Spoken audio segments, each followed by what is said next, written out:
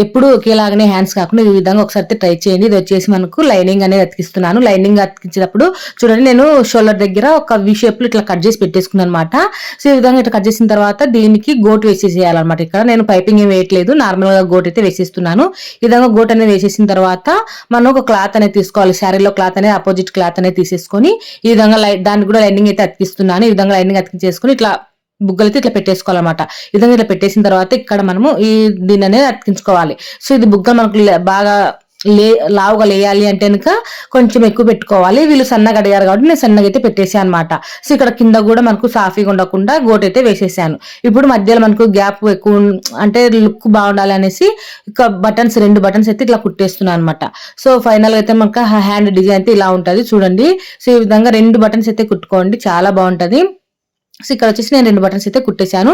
So slew design ఎలా ఉన్నది నాకు కామెంట్ చేయండి, లైక్ చేయండి వీడియో నచ్చితే.